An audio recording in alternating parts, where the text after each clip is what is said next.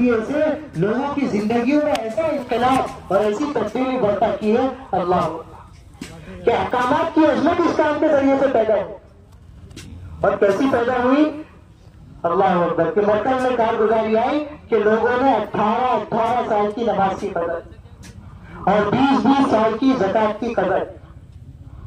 कितने अल्लाह के रास्ते में निकलने वाले नौजवान इन्होंने अपनी कारगुजारियां सुनाई। रातों में आप बाजारों को आबाद करते थे, 81 में रात हमारी गुजरती थी, लेकिन इस काम की बरकत है तो अब तो हम तहज्जुद गुजार रातों के बनते, फजर के लाले पड़े रहते थे।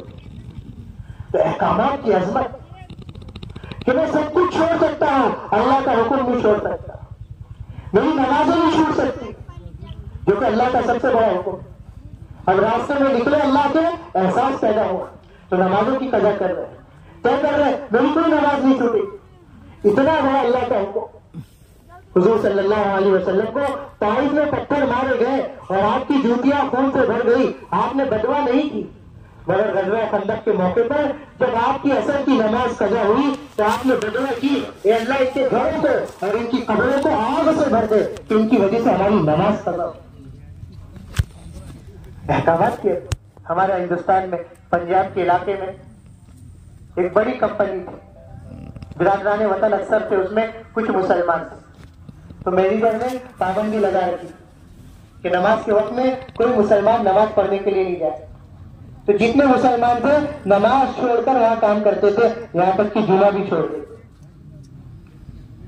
छुट्टियों के मौके पर वहां के मुलाजिमीन में से एक मुलाजिम को जमात वालों ने पकड़ा, उसकी तशकील की, छुट्टियों में अल्लाह के रास्ते में लेकर गए। अब उसने नदामत के आंसू बहाया, ये क्या गुनाह मेरे से हो गया। अब वो वापस आया, वापस उसने ड्यूटी ज्वाइन की तो नमाज का एहतमाम उसने शुरू कर दिया। उसके मैनेजर ने कहा नमाज पढ़ना है तो हम तुम्हें यहाँ से निकाल देंगे। आप बिल्कुल निकाल दीजिए, आपकी भी मुलाजमत कर रहे हैं और अल्लाह की भी मुलाजमत कर रहे हैं, अल्लाह की भी ड्यूटी कर रहे हैं। उसके यहाँ सबको जवाब देना है, मुझे भी जवाब देना है, आपको भी जवाब देना है। अब ये बात उसके दिल में उतर गई, उसने इजाजत दे दी। इन्होंने कहा जुमा का दिन हमारे यहाँ बड़ा दिन होता है, हदीस में ना जुमा का दिन भी रोशन, जुमे की रात भी रोशन, तो आप मुझे जुमे के दिन आधे दिन की छुट्टी दे दिया करें। तो मैनेजर ने आधे दिन की छुट्टी देना शुरू कर दी। अब दूसरे मुसलमान जो सालों से नमाज छोड़ रहे थे, जुमा छोड़ रहे थे, वो मैनेजर के पास गए, आप इसको इतनी रियायत देते हमें भी दे दीजिए। अरे चलो जाओ, हमारी इस फैक्ट्री में, इस कंपनी में ऐसा मालूम होता है कि एक ही मुसलमान। इस काम के जरिए से क्या होगा कि अहकामात की अजमत पैदा होगी। और दोस्तों बुजुर्गों, काम करने वालों को अल्लाह सुब्हानहू व तआला अमला अता फरमाए। क्या अता फरमाएंगे? अमला अता फरमाए। आलमी काम है, आलमी मेहनत है। आज दुनिया में छोटी सी कंपनी, छोटी सी फैक्ट्री, छोटी सी एजेंसी ये बगैर अमले की नहीं चलती, बगैर स्टाफ की नहीं चलती। इतना बड़ा काम बगैर अमले, बगैर स्टाफ के कैसे चले? अल्लाह ताला अमला अता फरमाए। जैसे अल्लाह सुब्हानहू व तआला ने हुजूर को अमला अता फरमाया और सहाबा को अमला अता फरमाया।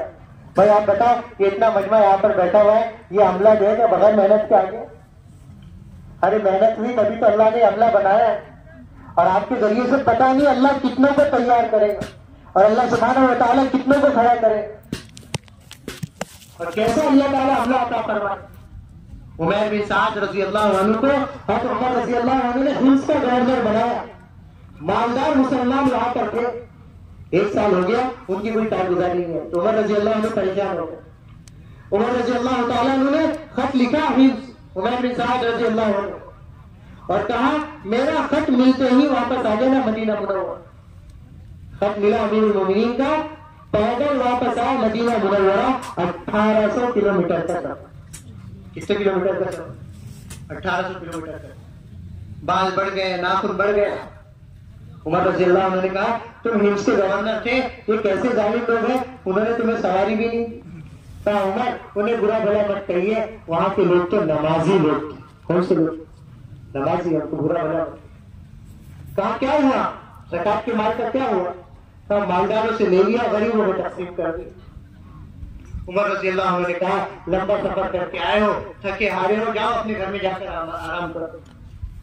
वो घर में चले गए। पीछे से एक सहाबी को उमर रज़ी अल्लाह अन्हु ने 100 अशरफिया देकर भेजा कि देखो इनके घर का क्या हाल है, खुशहाल है, पहले कारगुजारी दे देना। वरना तो इसका अशरफिया हमें देखकर आ। वो सहाबी गए, 3 दिन तक उनके घर में तैयार किया, भट्टी में रहे।